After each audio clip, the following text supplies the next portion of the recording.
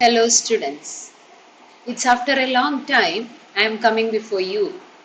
So, shall we start the second year topics? എനിക്ക് തോന്നുന്നു നിങ്ങൾ ഇതുവരെ കൊണ്ട് എല്ലാ നോട്ട്സും എല്ലാം എഴുതി കംപ്ലീറ്റ് ആയി കാണും. എല്ലാവരുടെയും കൈവശം നോട്ട്സുകൾ ഉണ്ടെന്ന് ഞാൻ കരുതുന്നു. എല്ലാവരും അവരുടെ നോട്ടുകളായിട്ട് വേണം വന്നിരുന്ന് ക്ലാസ് അറ്റൻഡ് ചെയ്യാൻ. So, shall we start the first chapter? Second ഇയറിലെ ഫസ്റ്റ് ചാപ്റ്റർ എന്ന് പറയുന്നത് ഇലക്ട്രിക് ചാർജസ് ആൻഡ് ഫീൽഡ്സ് ആണ്. ഇതുവരെ നിങ്ങൾ ഫസ്റ്റ് ഇയറിലെല്ലാം പഠിച്ചിരുന്നത് മെക്കാനിക്സ് ആയിരുന്നു. മെക്കാനിക്സ് ആൻഡ് തെർമോഡൈനാമിക്സ് ആണ് നിങ്ങൾ ഫസ്റ്റ് ഇയർ പഠിച്ചത്. സെക്കൻഡ് ഇയറിൽ വന്നിട്ട് നമുക്ക് പഠിക്കാനുള്ളത് ഇലക്ട്രിക് ചാർജസിനെ കുറിച്ചാണ്. അതിൽ ആദ്യത്തെ 2 ചാപ്റ്ററുകളിൽ ചാർജുകൾ സ്റ്റേഷനറി ആയി നിൽക്കുന്നത്, നിശ്ചലമായി നിൽക്കുന്നവയും, അടുത്ത ചാപ്റ്ററിൽ മൂന്നാമത്തെ ചാപ്റ്ററിൽ ഫ്ലോയിങ് ചാർജ്, അതായത് കറന്റ് ഇലക്ട്രിസിറ്റിയുമാണ് നമുക്ക് പഠിക്കാനുള്ളത്. സോ ഫസ്റ്റ് ചാപ്റ്റർ അതിനെക്കുറിച്ച് പറയുകയാണെങ്കിൽ ഇലക്ട്രിക് ചാർജസ് ആൻഡ് ഫീൽഡ്സിൽ പ്രധാനമായും നമ്മൾ പഠിക്കുന്നത് ചാർജുകളുടെ മൂവ്മെന്റ്, അവരുടെ ഫോഴ്സ്, എന്തുമാത്രം ഫോഴ്സ് ചുറ്റുപാടും അവർ ചെലുത്തുന്നു, ഇങ്ങനെയുള്ള കാര്യങ്ങളെ കുറിച്ചാണ് നമ്മൾ ഫസ്റ്റ് ചാപ്റ്ററിൽ പഠിക്കുന്നത്. So the branch of physics which deals with the study of charge, its force, its fields, etc. that is called electrostatics. അപ്പോൾ ഇലക്ട്രോസ്റ്റാറ്റിക്സ് എന്ന് പറയുന്നത് ചാർജുകൾ, സ്റ്റേഷനറി ചാർജുകൾ, അവയുടെ ഫോഴ്സ്, അവയുടെ ഫീൽഡുകൾ, അതിൻ്റെ പൊട്ടൻഷ്യൽ എന്നിവയെക്കുറിച്ചാണ് ഇലക്ട്രോസ്റ്റാറ്റിക്സ് പഠിപ്പിക്കുന്നത്. അപ്പോൾ ഇലക്ട്രിക് ചാർജ് ആണ് ഇതിലെ കീവേഡ്. എന്താണ് ചാർജ് എന്ന് പറയുന്നത്? അല്ലെങ്കിൽ ഒരു ബോഡിക്ക്, ഒരു വസ്തുവിന് എങ്ങനെ ചാർജ് ഉണ്ടാകുന്നു, അതിനെക്കുറിച്ച് നമുക്കൊന്ന് നോക്കാം. ഒരു ബോഡി എന്ന് പറയുന്നത് ഇറ്റ് ഈസ് ബേസിക്കലി ന്യൂട്രൽ ആണ്. ഇപ്പൊ നിങ്ങളുടെ കയ്യിലുള്ള ഒരു പെൻ, അല്ലെങ്കിൽ നിങ്ങളുടെ കയ്യിലുള്ള ഒരു പെൻസിൽ ബോക്സ്, എന്തുമായിക്കൊള്ളട്ടെ, all those bodies are neutral bodies. Why we are saying they are having neutral charge? Because they are possessing same amount of positive and negative quantities. അപ്പൊ പോസിറ്റീവ് ക്വാണ്ടിറ്റികളും നെഗറ്റീവ് ക്വാണ്ടിറ്റികളും തുല്യമായി വരുന്നത് കൊണ്ട് അവയെല്ലാം നമ്മൾ എന്തെന്ന് വിളിക്കും? ന്യൂട്രൽ എന്ന് വിളിക്കും. ഈ പോസിറ്റീവ്, നെഗറ്റീവ് എന്ന നാമങ്ങൾ ആദ്യമായി കൊണ്ടുവന്നത് ബെഞ്ചമിൻ ഫ്രാങ്ക്ലിൻ എന്ന ഒരു സയന്റിസ്റ്റാണ്. It was Benjamin Franklin who proposed the names positive charge and negative charge, or we can say as the polarity. Positive ചാർജിനെയും നെഗറ്റീവ് ചാർജിനെയും എന്ത് വിളിക്കാം നമുക്ക്? പൊളാരിറ്റികൾ എന്ന്. പോസിറ്റീവ് പൊളാരിറ്റി, നെഗറ്റീവ് പൊളാരിറ്റി എന്ന് വിളിക്കാം. സോ ബെഞ്ചമിൻ ഫ്രാങ്ക്ലിൻ ആണ് പോസിറ്റീവ് ചാർജ് എന്നും നെഗറ്റീവ് ചാർജ് എന്നും ഉള്ള വാക്കുകൾ കൊണ്ടുവന്നത്. ഇനി എങ്ങനെ ഒരു വസ്തുവിന് പോസിറ്റീവ് ചാർജ് കിട്ടുന്നു അല്ലെങ്കിൽ ഒരു നെഗറ്റീവ് ചാർജ് കിട്ടുന്നു എന്ന് നോക്കാം. ഒരു വസ്തുവിൽ നമുക്കറിയാവുന്നത് പോലെ ഇലക്ട്രോണുകളുണ്ട്, പ്രോട്ടോണുകളുണ്ട്, ന്യൂട്രോണുകളുണ്ട്. ഇതിൽ ഇലക്ട്രോണുകൾ നഷ്ടപ്പെട്ടാൽ, ഇലക്ട്രോണുകൾ നഷ്ടപ്പെടുക എന്ന് പറയുന്നത് ഒരു ബോഡിക്ക് ഇലക്ട്രോൺ കൊടുക്കുവാനുള്ള കഴിവ് ഉണ്ടെങ്കിൽ, so if a body is losing electron, we can say that body is gaining positive charge. That body is gaining positive charge. If a body loses electrons, we can say a body is gaining positive charge. അതേപോലെ തന്നെ ഒരു body, വേറൊരു body അത് സ്വീകരിക്കുകയാണ്, കുറെ ഇലക്ട്രോണുകളെ സ്വീകരിക്കുകയാണ്. അതിനർത്ഥം എന്താണ്? അവയിൽ, ആ വസ്തുവിൽ ഇലക്ട്രോണുകളുടെ കുറവുണ്ട്, അതുകൊണ്ടാണല്ലോ അത് സ്വീകരിക്കുന്നത്. അങ്ങനെയാണെങ്കിൽ ആ കടം വാങ്ങുമ്പോൾ, ഇലക്ട്രോണുകളെ സ്വീകരിക്കുമ്പോൾ, we can say that body is gaining negative charge. So ആദ്യമേ പറഞ്ഞിരിക്കുന്നത് പോലെ ഒരു വസ്തുവിൽ നിന്ന് ഇലക്ട്രോണുകൾ ഗെയിൻ ചെയ്യപ്പെടുകയോ ലൂസ് ചെയ്യപ്പെടുകയോ, നഷ്ടപ്പെടുകയോ സ്വീകരിക്കുകയോ, അല്ല നഷ്ടപ്പെടുകയോ കൊടുക്കുകയോ ചെയ്യുമ്പോൾ നമുക്ക് പറയാം ആ വസ്തു ചാർജ് ചെയ്യപ്പെടുന്നു എന്ന്. A body when it loses or gains electron, we can say that body is charged. And similarly, when it is gaining electron, we can say that body is negatively charged, and when it gives electrons, it is said to be positively charged. Okay. Now we can come to some methods of charging. അതിൽ പ്രധാനമായിട്ടും ഉള്ള ചില മെത്തേഡുകളാണ് methods of friction. Methods of friction എന്താണ്? നമ്മൾ first year പഠിച്ചതാണ് friction എന്ന് പറയുന്നത്. അതായത് ഒരു സർഫസിന് മുകളിലൂടെ വേറൊരു സർഫസ് മൂവ് ചെയ്യപ്പെടുമ്പോൾ അതിനിടയിൽ ഉണ്ടാകുന്ന ഒരു റിട്ടാർഡിങ് ഫോഴ്സ് ആണ് ഫ്രിക്ഷണൽ ഫോഴ്സ് എന്ന് നമ്മൾ പറഞ്ഞു. ഉദാഹരണത്തിന് നമ്മളൊരു സ്കെയിൽ, നിങ്ങളുടെ കൈവശമുള്ള നിങ്ങളുടെ പെൻസിൽ ബോക്സിലെ സ്കെയിൽ എടുത്ത് നിങ്ങളുടെ ഹാൻഡ് കർച്ചീഫ് കൊണ്ടുവന്ന് പതുക്കെ ഉരസിയാൽ, that is rubbing, that is you are giving some charge. That scale is gaining some charge. So that is one method of charging a body. And another method is induction method. Another method is induction method. So two methods of charging എന്ന് പറയുന്നത് ഏതെല്ലാമാണ്? Frictional method and induction method. അത് detail ആയിട്ട് നമുക്ക് സാവധാനം പഠിക്കാം. അപ്പൊ ഇത്രയും മനസ്സിലായെന്ന് ഞാൻ കരുതുന്നു. Now we can next move on to the topic gold leaf electroscope. നിങ്ങൾ ആ ഫിഗർ ഒന്ന് ശ്രദ്ധിക്കുക. അതിനെയാണ് നമ്മൾ എന്ത് വിളിക്കുന്നത്? ഗോൾഡ് ലീഫ് ഇലക്ട്രോസ്കോപ്പ് എന്ന് വിളിക്കുന്നത്. And what is its use? It's an apparatus to detect the charge on a body or to check whether a body is charged or not. അപ്പൊ എന്തിനു വേണ്ടിയാണ് ആ ഇലക്ട്രോസ്കോപ്പ് ഉപയോഗിക്കുന്നത്? ഒരു വസ്തു ചാർജ്ഡ് ആണോ അല്ലയോ എന്ന് തിരിച്ചറിയുവാൻ. അത് നമ്മൾ എങ്ങനെ ഉപയോഗിക്കാം, ഗോൾഡ് ലീഫ് ഇലക്ട്രോസ്കോപ്പ് എങ്ങനെ ഉപയോഗിക്കാം എന്ന് നോക്കാം. ഫിഗറിൽ കാണിക്കുന്നത് പോലെ തന്നെ അതിന്റെ മുകളിൽ you can see a brass disc. So brass, it is a metal, so that means it is a conductor. So when a charged body is placed here, when a charged body is placed here, the charge will flow through this rod and will reach here. അവിടെ എന്താ കാണുന്നത്? അവിടെ കാണുന്നത് gold leaves എന്ന് എഴുതിയിരിക്കുന്നത് കണ്ടോ? അത് ഒരു മെറ്റൽ ഫോയിലാണ്, അഥവാ ഒരു ഷീറ്റ്, ഒരു ഗോൾഡിന്റെ ഷീറ്റാണ്. അത് ദാ ഇതുപോലെ വി ഷേപ്പിൽ മടക്കിയിട്ടിരിക്കുകയാണ്. അപ്പോ ഇവിടെ എത്തുന്ന ചാർജുകൾ ഈ ഗോൾഡ് ലീഫിലേക്കും ഫ്ലോ ചെയ്യും.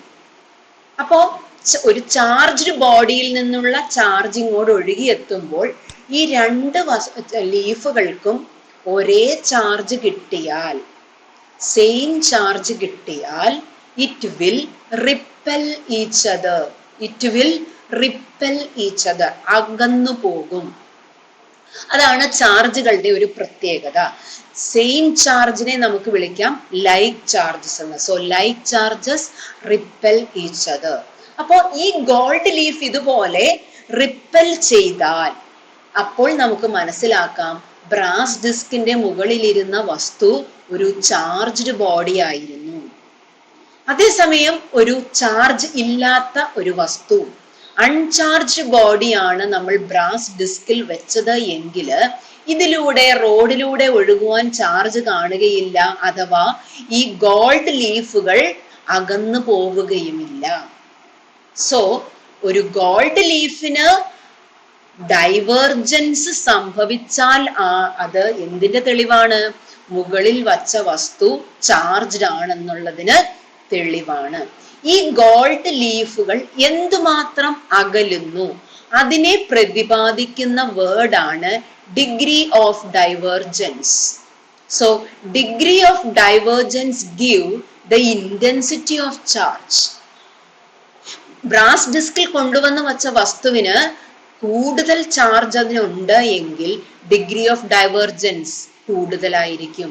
അതേസമയം ചാർജ്ഡ് ബോഡി അല്ലെങ്കിൽ ചാർജ് വളരെ ഫീബിൾ ആണെങ്കിൽ ഡിഗ്രി ഓഫ് ഡൈവേർജൻസ് വളരെ കുറവായിരിക്കും. ഈ ഗോൾഡ് ലീഫ് അധികം അകന്നു പോവില്ല. ഇതാണ് ഒരു ഗോൾഡ് ലീഫ് ഇലക്ട്രോസ്കോപ്പിന്റെ പ്രവർത്തനം. അപ്പൊ നിങ്ങൾക്ക് ഇത് മനസ്സിലായി എന്ന് കരുതുന്നു, gold leaf electroscope. Now coming the next topic is about the different types of solids. ഇത് വളരെ നിങ്ങൾക്ക് സുപരിചിതമാണ്. പ്രധാനമായിട്ടും സോളിഡുകളെ നമ്മൾ തരംതിരിക്കുന്നത് 3 വിഭാഗത്തിലാണ്. First one is called conductor, second one is called insulator, third one is called semiconductor. What is meant by a conductor? Conductor എന്ന് പറഞ്ഞാൽ ആ വസ്തു അതിലൂടെ ഇലക്ട്രിസിറ്റിയെ കടത്തിവിടുകയാണെങ്കിൽ, allow the passage of electricity, എങ്കിൽ നമുക്ക് ആ വസ്തുവിനെ എന്ത് വിളിക്കാം? കണ്ടക്ടർ എന്ന് വിളിക്കാം. അതിന് ഏറ്റവും ബെസ്റ്റ് എക്സാമ്പിൾ ആണ് ഹ്യൂമൻ ബോഡി. ഹ്യൂമൻ ബോഡിയിലൂടെ കറന്റ് കടന്നു പോകുമ്പോൾ നമ്മൾ എന്ത് വിളിക്കും? ഷോക്ക് അടിക്കുന്നു എന്ന് പറയും, അല്ലേ? അപ്പോൾ human body is A good conductor. Metals, all the metals are good conductors, and also our mother earth is also a conductor.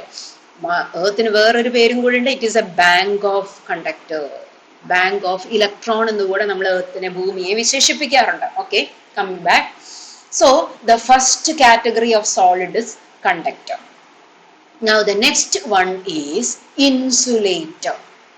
കണ്ടക്ടറുകളുടെ വിപരീത സ്വഭാവമാണ് ഇൻസുലേറ്ററിനുള്ളത്. കാരണം insulator is offering high resistance to the passage of electricity. കടത്തിവിടുന്നില്ല, ഇലക്ട്രിസിറ്റിയെ കടത്തിവിടാത്തപ്പോൾ നമ്മൾ ആ category of സോളിഡിനെ നമ്മൾ എന്ത് വിളിക്കും? ഇൻസുലേറ്റേഴ്സ്. അതുകൊണ്ടാണ് ഇൻസുലേറ്ററിന് എക്സാമ്പിൾ ആണ് വുഡ്, ഗ്ലാസ്, പ്ലാസ്റ്റിക് എല്ലാം. ഇപ്പൊ നമ്മൾ സാധാരണ പറയാറുണ്ട്, ഷോക്ക് അടിച്ചു കഴിഞ്ഞാൽ ഒരു മരത്തിന്റെ വടി വെച്ച് ഒന്ന് പതുക്കെ തോണ്ടി മാറ്റുകയോ തല്ലുകയോ ഒക്കെ ചെയ്തു കഴിഞ്ഞാൽ നമുക്ക് രക്ഷിക്കാൻ സാധിക്കുമെന്ന് പറയും. അതേസമയം ഒരു മെറ്റാലിക് പൈപ്പ് ഉപയോഗിക്കാൻ പാടില്ല എന്ന് പറയുന്നത് ഇതുകൊണ്ടാണ്. ഈ വുഡ് എന്ന് പറയുന്നത് ഒരു ഇൻസുലേറ്റർ ആണ്. അപ്പൊ കണ്ടക്ടേഴ്സും ഇൻസുലേറ്റേഴ്സുമാണ് the broader class of solids. And the third one is semiconductor. Semiconductor എന്ന് പറയുന്നത് semi, from the name itself we have the idea it is a semiconductor, partial conductor. എന്താണ് അതിനർത്ഥം? അതിന്റെ intrinsic property, അതിന്റെ natural property എന്ന് പറയുന്നത് അത് ഒരു ഇൻസുലേറ്റർ ആണ്. Got the point? It is an insulator. Semiconductors are insulators basically. പക്ഷെ അവയുടെ ചില സാഹചര്യങ്ങൾ അല്ലെങ്കിൽ ചില കണ്ടീഷൻസിന് മാറ്റം വരുത്തി കഴിഞ്ഞാൽ അവരെന്തായി മാറും? കണ്ടക്ടറായി മാറും. വിച്ച്, അതിന് ഡെഫിനിഷൻ ഒന്ന് ശ്രദ്ധിച്ചോളൂ. Resist the movement of charge at ordinary physical condition and has intermediate properties between conductors and insulators എന്നാണ് സെമി കണ്ടക്ടറിനെ വിശേഷിപ്പിച്ചിരിക്കുന്നത്. അവയുടെ സ്വഭാവം മാറ്റിയാൽ മാത്രമേ അവർക്ക് എന്തായി മാറാൻ സാധിക്കൂ? കണ്ടക്ടറായി മാറാൻ സാധിക്കൂ. അല്ലെങ്കിൽ അത് ഓർഡിനറി കണ്ടീഷനിൽ it is basically insulator. So these are the 3 categories of solids. First one is conductor, second one is insulator, and the last one is semiconductor. Hope you understood. Now the next one is grounding. നിങ്ങൾ ആ word കേട്ട് കാണും, grounding എന്നുള്ള word. അത് വേറൊരു പേരാണ് earthing. So earthing എന്നുള്ള പേരായിരിക്കുമല്ലോ കൂടുതൽ familiar. Anyway, grounding or earthing means connecting to earth. It is connecting to earth. നമ്മുടെ എല്ലാം വീടിന്റെ സൈഡില്, മെയിൻ സ്വിച്ചിന്റെ സൈഡിലായിട്ട് നമുക്ക് കാണാൻ സാധിക്കും ഭൂമിയിലേക്ക് ഒരു ചെറിയ വയർ, ഒരു മെറ്റൽ കമ്പി കുഴിച്ചിട്ടിരിക്കുന്നു. And connecting all the conducting parts towards the earth is called grounding. A thick metal plate buried in earth from AC mains provides grounding.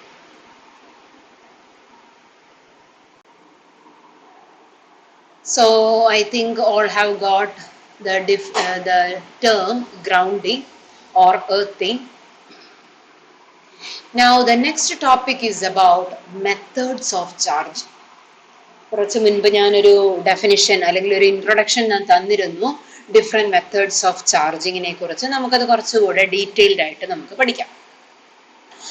Methods of charging, first one is called frictional method, and I told you that frictional method or that method of charging is by rubbing. So see that example, when a glass rod is rubbed with silk, silk gains electrons from the glass rod.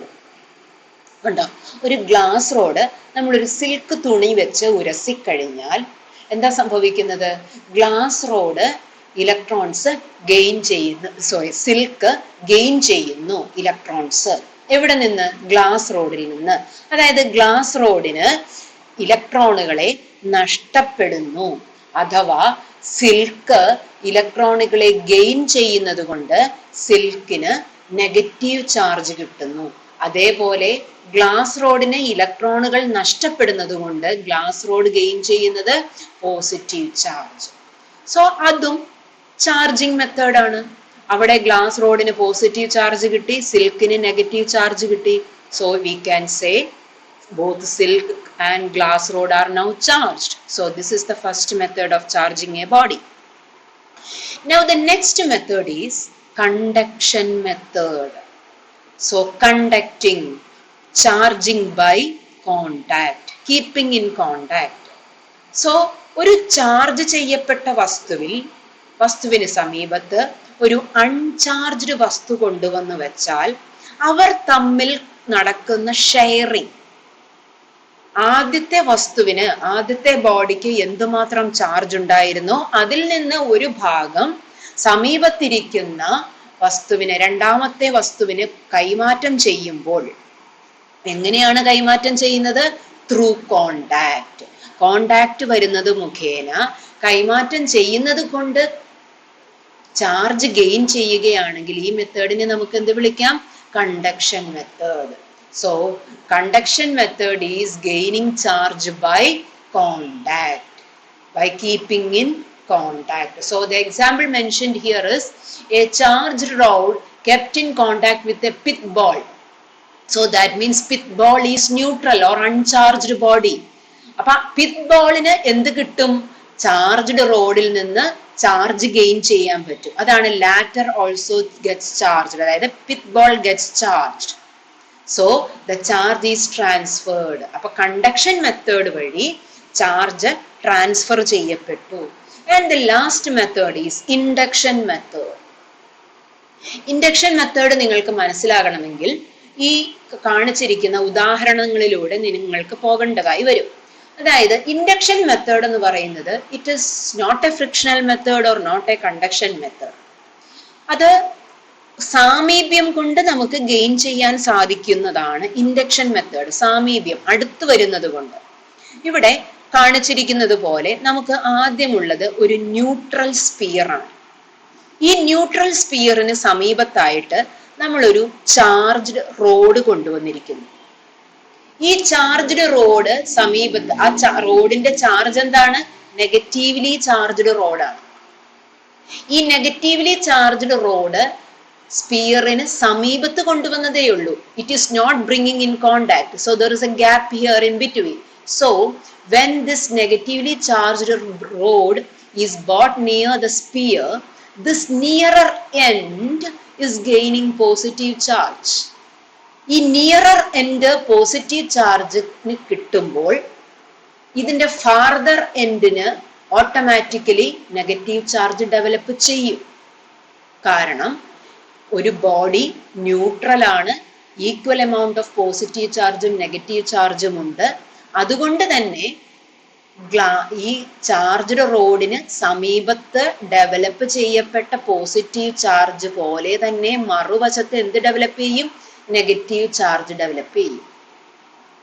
പിന്നീട് മൂന്നാമത്തെ ഫിഗറിൽ കാണിച്ചിരിക്കുന്നത് പോലെ സ്പിയറിനെ നമ്മൾ ground ചെയ്യുന്നു, earth ചെയ്യുന്നു. Earth ചെയ്യുമ്പോൾ എന്താ സംഭവിക്കുക? ഈ ഭാഗത്തായിട്ട് ഡെവലപ്പ് ചെയ്ത നെഗറ്റീവ് ചാർജുകളെല്ലാം ഭൂമിയിലേക്ക് പോകുന്നതാണ്. When you are connecting to the earth, all the electrons will flow to earth. So what is remaining? So only positive charge is remaining on the body, and at the same time remove the earthing. ഇവിടെ കൊടുത്തിരുന്ന earthing ഇപ്പൊ ഇവിടെ കാണാനില്ല അല്ലെ? ആ earthing അവിടെ നിന്ന് മാറ്റി. ആ എർത്തിങ് അവിടെ നിന്ന് മാറ്റിക്കഴിഞ്ഞാൽ പിന്നീട് സ്പിയറിൽ അവശേഷിക്കുന്നത് ഈ പോസിറ്റീവ് ചാർജ് മാത്രമാണ്. ഇനി നമുക്ക് ആ റോഡ് നമുക്ക് മാറ്റിക്കളയാം. ഈ അഞ്ചാമത്തെ ഫിഗറിൽ കാണുന്നത് പോലെ ആ റോഡ് അവിടെ ഇല്ല. പിന്നീട് നമുക്ക് കാണാൻ സാധിക്കുന്നത് എന്താണ്? ആ സ്പിയറിന് ഒരു വശത്ത് ഡെവലപ്പ് ചെയ്തിരുന്ന പോസിറ്റീവ് ചാർജുകളെല്ലാം ഒരേപോലെ സ്പ്രെഡ് ഔട്ട് ആയി. ആ സ്പിയറിൽ ആ ഉണ്ടായിരുന്ന ഡെവലപ്പ് ചെയ്തിരുന്ന പോസിറ്റീവ് ചാർജുകൾ ഒരേപോലെ സ്പ്രെഡ് ഔട്ട് ആയത് കാണാൻ സാധിക്കും. So this is how you are charging a body by the induction method. So you are not bringing in contact, you are just bringing it near. ഒരു വസ്തുവിന് സമീപത്ത് കൊണ്ടുവരുന്നു. ഒരു ന്യൂട്രൽ ബോഡിയുടെ സമീപത്ത് ഒരു അൺചാർജ്ഡ് ബോഡി, ഒരു ചാർജ്ഡ് ബോഡി കൊണ്ടുവരുമ്പോൾ അൺചാർജ്ഡ് ബോഡിയുടെ നിയറർ എൻഡിൽ ഓപ്പോസിറ്റ് പൊളാരിറ്റി ഡെവലപ്പ് ചെയ്യും. ഇതിനകത്തുള്ള ഏറ്റവും ഇമ്പോർട്ടന്റ് ആയിട്ടുള്ള കാര്യം, ഈ ഗ്ലാസ് റോഡ് നെഗറ്റീവ് ആണ്. ഗ്ലാസ് റോഡ് ഈ സ്പിയറിനെ സമീപത്ത് കൊണ്ടുവരുമ്പോൾ ഈ വശത്ത്, സ്പിയറിന്റെ ഈ വശത്ത് ഡെവലപ്പ് ചെയ്തിരിക്കുന്നത് ഓപ്പോസിറ്റ് പൊളാരിറ്റി ആയ പോസിറ്റീവ് ചാർജ് ആണ്. സോ ഇൻഡക്ഷൻ മെത്തേഡിൽ നമുക്ക് ഓപ്പോസിറ്റ് പൊളാരിറ്റി ആണ് ചാർജ് ചെയ്യപ്പെടുന്നത്. So it is given here, process of charging by inducing opposite polarity. That method is called induction method. So this method is how you can charge a body positively. Likewise, you can write how a body can be charged negatively. നിങ്ങൾക്ക് മനസ്സിലായെന്ന് കരുതുന്നു. Induction method it is important. അല്ലെങ്കിൽ another method, induction മെത്തേഡിൽ തന്നെ നെഗറ്റീവായിട്ടും എങ്ങനെ charge ചെയ്യാം എന്നുള്ളത് നിങ്ങളെല്ലാം മനസ്സിലാക്കിയിരിക്കണം. നിങ്ങളുടെ ബുക്കിൽ അതൊരു അസൈൻമെന്റ് ആയിട്ട് എഴുതുകയും ചെയ്യുക. Now the next topic is properties of electric charge. Electric ചാർജിന്റെ ചില സ്വഭാവങ്ങൾ. ഇലക്ട്രിക് ചാർജിന്റെ സ്വഭാവങ്ങൾ എന്ന് പറയുന്നത്, first one is called additivity of charges.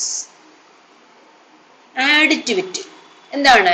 Add ചെയ്യപ്പെടുന്ന സ്വഭാവം. ഇപ്പൊ നിങ്ങളുടെ പേഴ്സില് you are having 50 rupee note, 20 rupee note and 10 rupee not.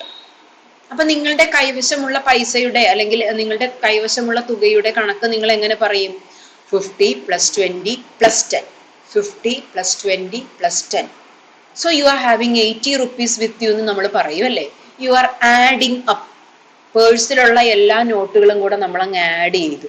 ഇതേപോലെ തന്നെ ഒരു ബോഡിയുടെ ചാർജ് എന്ന് വിളിക്കുന്നത് ആ ബോഡിയിൽ എത്ര പോയിന്റ് ചാർജുകൾ ഉണ്ടോ ആ പോയിന്റ് ചാർജുകളുടെ സമ്മാണ്.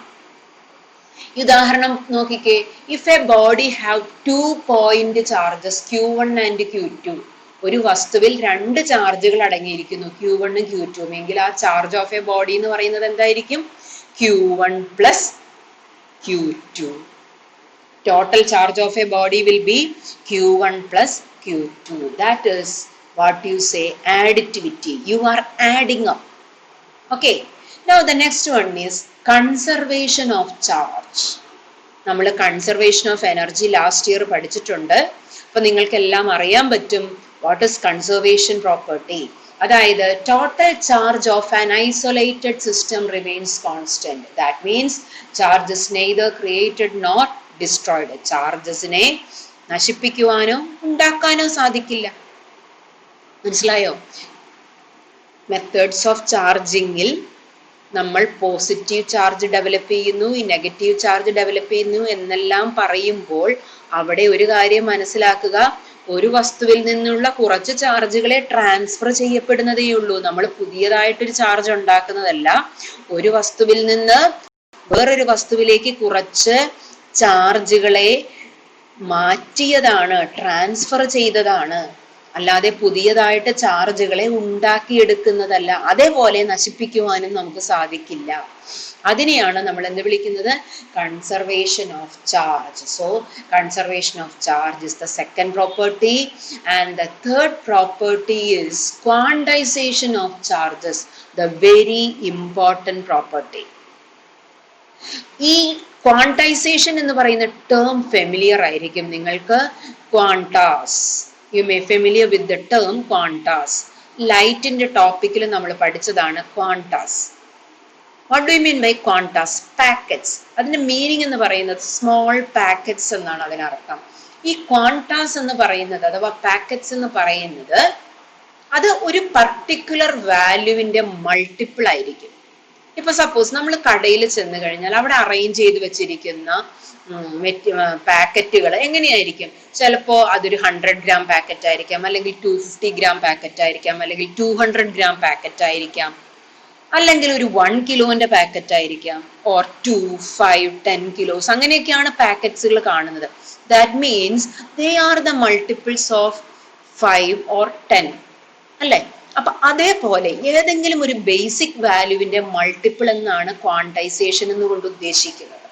So here quantisation of charges എന്ന് പറയുന്നത് ഏതൊരു വസ്തുവിലുള്ള ടോട്ടൽ ചാർജും, ഏതൊരു വസ്തുവും ഉണ്ടാകുന്ന ടോട്ടൽ ചാർജ് എന്ന് പറയുന്നത് ഒരു ബേസിക് വാല്യൂവിന്റെ മൾട്ടിപ്പിൾസ് ആണ്. Integral multiple of A basic unit, ഒരു ബേസിക് യൂണിറ്റിന്റെ മൾട്ടിപ്പിൾസ് ആയിരിക്കും. ഏതാണ് ആ basic unit? The basic unit, the charge of electron. So we can write the total charge of A body Q. Total charge of A body എന്ന് വിളിക്കുന്നത് എന്താണ്? Q equal to small letter n into E. What is n? N can take values 1, 2, 3, 4, 5, etc. What is small letter E? E is the charge of electron. ചാർജിന്റെ unit Coulomb ആണ്. അതുകൊണ്ട് small ഇയുടെ value എന്താണ്? 1.6 into 10 raised to minus 19 coulomb. So ഒരു കാര്യം നിങ്ങൾ ഇവിടെ നോക്കണം. എന്നിന്റെ വാല്യൂ 1, 2, 3 എന്ന് പറയുന്ന real numbers. They are not taking the values like 2.5, 3.5 or 4.25 or 4.3 or 4.9 or 10.4. അങ്ങനെയുള്ള ഡെസിമൽ വാല്യൂസ് എടുക്കത്തേയില്ല. ഏത് വാല്യൂസേ എടുക്കൂ? Like the whole numbers 1, 2, 3 like that.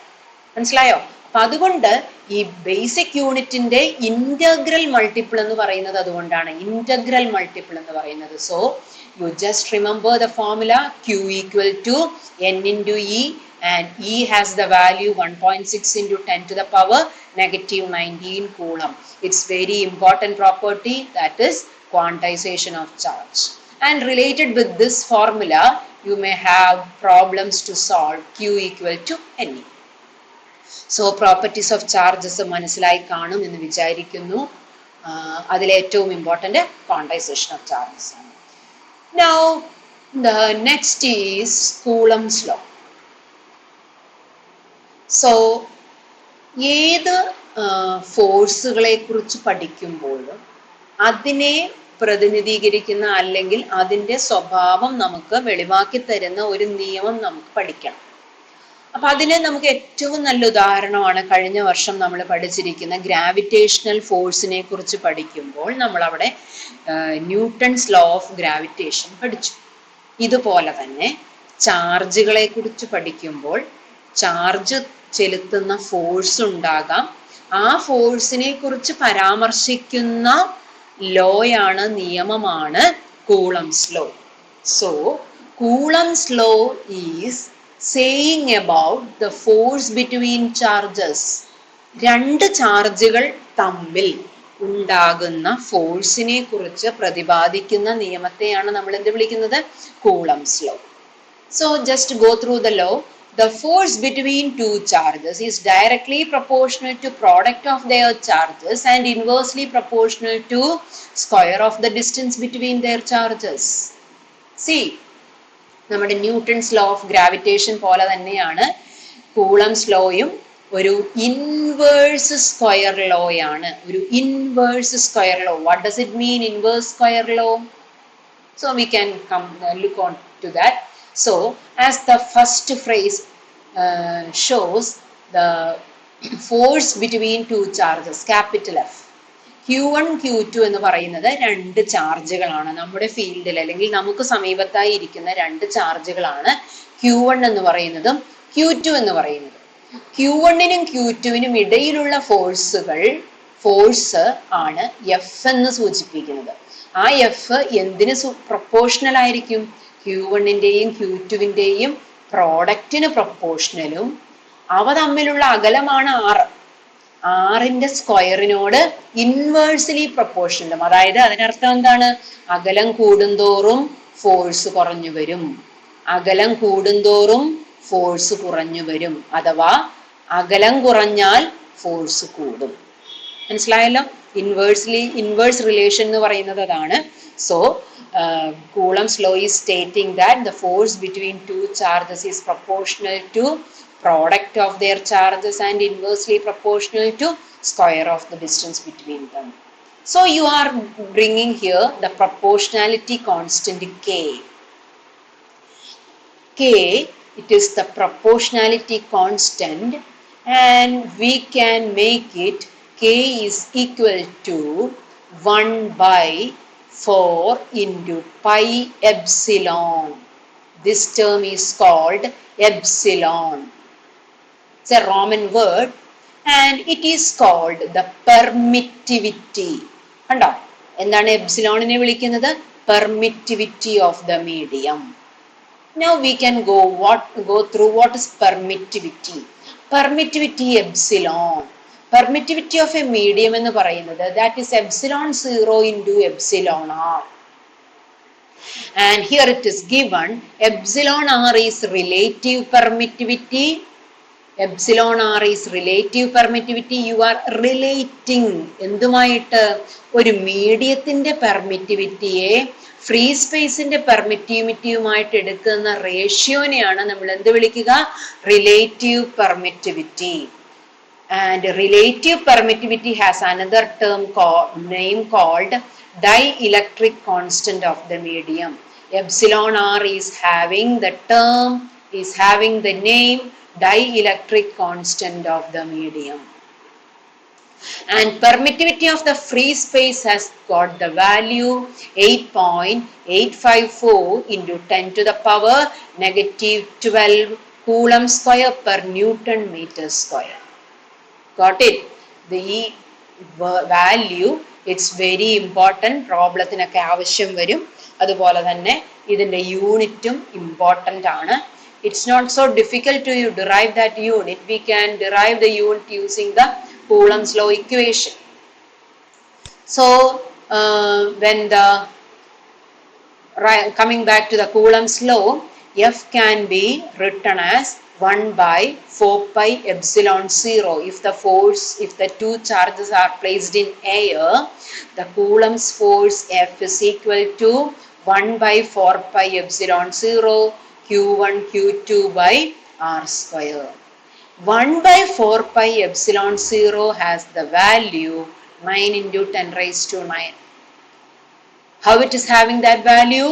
1 by 4 into 3.14 into 8.854 into 10 to the power negative 12. ആ വാല്യൂ ആണ് എന്തായി മാറുന്നത്? 9 into 10 raised to 9. ഈ 9 into 10 raised to 9 എന്ന് പറയുന്ന വാല്യൂ ഇവിടെ നമുക്ക് 1 by 4 pi epsilon 0 പകരമായി സബ്സ്റ്റിറ്റ്യൂട്ട് ചെയ്യുന്നത് എപ്പോഴാണ്? when the charges are placed in air. എയറിലല്ലാതെ വേറെ ഏതൊരു മീഡിയത്തിൽ വെച്ചാലും നമുക്കിവിടെ ഈ 1 by 4 pi epsilon 0 എന്ന് മാത്രം ഉപയോഗിക്കാൻ സാധിക്കില്ല. പകരം epsilon 0 epsilon r എന്നായിരിക്കും നമുക്ക് ഉപയോഗിക്കേണ്ടി വരിക.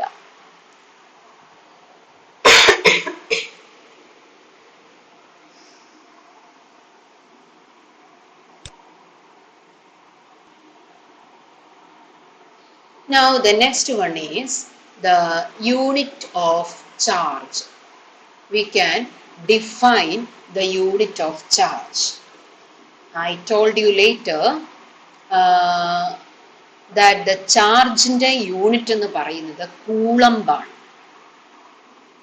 Charge is one of the fundamental unit, fundamental quantity, and the corresponding unit is coulomb. നമ്മുടെ ഈ കൂളംസ് ലോ ഇക്വേഷൻ തന്നെ നമുക്ക് എടുക്കാം 1/4πε0 Q1 Q2 r². ഇതിൽ ഈ Q1 Q2 എന്ന് പറയുന്ന രണ്ട് ചാർജുകൾ 1 കൂളംബ് വീതമാണെന്ന് എടുക്കുക. അതാണ് Q1 = Q2 = 1 കൂളംബ്. അതേപോലെ അവർ തമ്മിലുള്ള അകലവും 1 ആയിട്ട് എടുക്കുക. So what does it mean? 1/4πε0 into 1 into 1/1².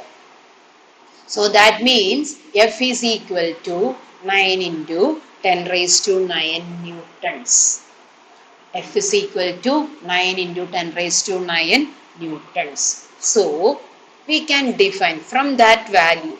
അപ്പം ഞാൻ എപ്പോഴും നിങ്ങളോട് പറയാറുണ്ട്, ഡെഫിനിഷൻ ഡിഫൈൻ ചെയ്യുമ്പോൾ നമ്മൾ ബാക്കി ഫിസിക്കൽ ക്വാണ്ടിറ്റീസ് എല്ലാം 1 ആക്കി മാറ്റിയിട്ടാണ് നമ്മൾ ഡിഫൈൻ ചെയ്യാറ്. അപ്പം ഇവിടെ 1 കൂളംബിനെ നമുക്ക് എങ്ങനെ ഡിഫൈൻ ചെയ്യാം?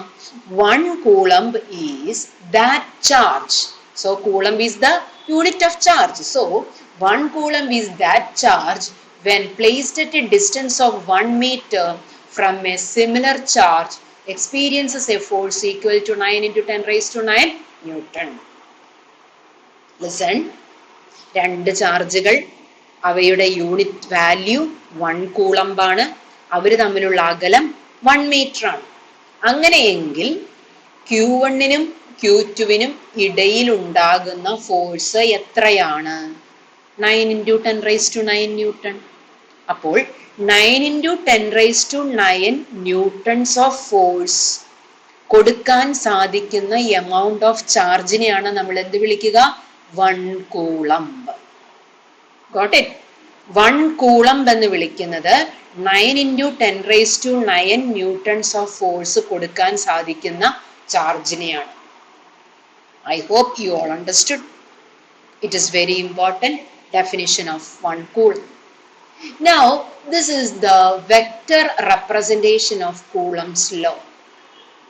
കുറച്ച് വെക്റ്റർ റെപ്രസെൻറ്റേഷൻ നമ്മൾ ഒന്ന് ഫസ്റ്റ് ഇയർ ടോപ്പിക്കിലേക്ക് ഒന്ന് റീവൈൻഡ് ചെയ്യേണ്ടതായിട്ടുണ്ട്. വെക്റ്റർ എന്ന് പറയുന്ന physical quantity, that means it has got a direction, not only magnitude, it has got direction also. ഈ കൂളംസ് ലോയിൽ പറയുന്ന ഫിസിക്കൽ ക്വാണ്ടിറ്റി ഫോഴ്സ് ആണ്. ഫോഴ്സ് ഒരു വെക്റ്റർ ക്വാണ്ടിറ്റി ആണ്. ഇവിടെ കാണിച്ചിരിക്കുന്നത് പോലെ, ഫിഗറിൽ കാണിച്ചിരിക്കുന്നത് പോലെ ഒരു ഒറിജിനിൽ നിന്നും R1 അകലത്തിൽ Q1 വച്ചിരിക്കുന്നു. അതേപോലെ R2 അകലത്തിൽ Q2 എന്ന ചാർജ് വെച്ചിരിക്കുന്നു. കൂളംസ് ഫോഴ്സ് പറയുന്നത് പോലെ Q1-നും Q2-നും ഇടയിൽ എന്തു കാണും? ഒരു ഫോഴ്സ് കാണും, അല്ലെ? പക്ഷേ അവിടെ ഉണ്ടാകുന്ന ഫോഴ്സുകൾ രണ്ട് തരമാണ്. F12 എന്ന് പറയുന്ന ഫോഴ്സും F21 എന്ന് പറയുന്ന ഫോഴ്സും. So just give importance to the subscript 1, 2 and 2, 1. This subscript has to say you one thing. ഈ സബ്സ്ക്രിപ്റ്റുകൾ നമുക്ക് ഒരു കാര്യം കാണിച്ചു തരുന്നുണ്ട്. F12 എന്ന് പറയുന്ന force, it is the force acting on Q1. F1, it is the force acting on Q1 by Q2. മനസ്സിലായോ? ഇതേപോലെ F21 എന്ന് പറയുന്നത് it is the force acting on Q2 by Q1. അപ്പൊ അങ്ങനെയാണെങ്കിൽ ഇത് Q2-ഉം ഇത് Q1-ഉം ആണ്. Q2-വിന് Q1-ൽ കൊടുക്കാവുന്ന ഫോഴ്സും അതേപോലെ Q2-വിൽ Q1-ന് കൊടുക്കാവുന്ന ഫോഴ്സുമാണ് നമ്മൾ ഈ കാണിച്ചിരിക്കുന്ന F21-ഉം F12-ഉം. സോ അതുകൊണ്ടാണ് അതിനെ നമ്മളൊരു വെക്റ്റർ രീതിയിൽ റെപ്രസെന്റ് ചെയ്യേണ്ടതായി വരുന്നത്. ഇപ്പൊ ഇവിടെ കാണിച്ചിരിക്കുന്നത് പോലെ ആദ്യത്തെ ഇക്വേഷൻ F12 എന്ന് പറയുന്നത് force acting on Q1 by 2. And the important thing is that this system has only two charges, Q1 and Q2. ആ രണ്ട് ചാർജുകൾ മാത്രം ഉള്ളത് കൊണ്ടാണ് നമ്മൾ ഇവിടെ F12 എന്ന് കാണിച്ചത്. Force acting on Q1 by Q2. So that is equal to 1/4πε0 Q1 Q2 by R12 square. ഇത്രയും കാര്യങ്ങൾ ഒരു മാഗ്നിറ്റ്യൂഡിനെ സൂചിപ്പിക്കുമ്പോൾ ഡയറക്ഷനെ സൂചിപ്പിക്കാനുള്ളതാണ് യൂണിറ്റ് വെക്ടർ ആക്കി കാണിച്ചിരിക്കുന്ന R12. യൂണിറ്റ് R12 എന്ന് പറയുന്നത് it is a vector pointing to Q1 from Q2. Got it? It is a unit vector pointing to Q1 from Q2. Q2 Q1-ൽ ചെലുത്തുന്ന force ആയതുകൊണ്ട് Q2 Q1-ൽ ചെലുത്തുന്ന ഫോഴ്സ് ആയതുകൊണ്ട് R12 എന്ന് പറയുന്നത് ഒരു യൂണിറ്റ് വെക്ടർ ആണ്. എങ്ങോട്ട് ഡയറക്റ്റ് ചെയ്യപ്പെടുന്നത്? Q1-ലേക്ക് ഡയറക്റ്റ് ചെയ്യപ്പെടുന്നത്. മനസ്സിലായോ? സോ യൂണിറ്റ് വെക്ടർ എന്ന് പറയുന്നത് ഒരു vector divided by its magnitude ആണല്ലോ. അതാണ് ഈ കാണിച്ചിരിക്കുന്ന equation 5. So leave that one. And similarly when as you wrote F12 we can write about F21 also. F21 നമുക്ക് എങ്ങനെ എഴുതാൻ സാധിക്കും? 1/4πε0 Q1 Q2 divided by R21 square into unit vector R21. And what is it showing? It is showing about the force acting on Q2 by Q1. It is the vector. കണ്ടോ? ഇവിടെ നോക്കിക്കേ, ആ unit vector R21 എന്ന് പറയുന്നത് കണ്ടോ? That is acting towards Q2 from Q1. Got it? Got the direction of R21? So that this is the vector representation of Coulomb's law. അതും important ആണ്. അപ്പോൾ ഇവിടെ ഒരു ന്യൂട്ടൺസ് തേർഡ് ലോ നമുക്കൊന്ന് apply ചെയ്യാം. അതായത് F21 is equal to negative of F12. What does it mean? Force acting on Q2 is equal and opposite to force acting on Q1. മനസ്സിലായോ? Force acting on Q2 by Q1 is equal and opposite to force acting on Q1 by Q2. ഇത്രയും ഇന്ന് ഞാൻ എടുത്ത topics എല്ലാം clear ആയി എന്ന് വിചാരിക്കുന്നു. എന്തെങ്കിലും ഡൗട്ട്സ് ഉണ്ടെങ്കിൽ എന്നോട് പേഴ്സണലായിട്ട് നിങ്ങൾക്ക് ചോദിക്കാം. Please be free to join me. Okay, thank you.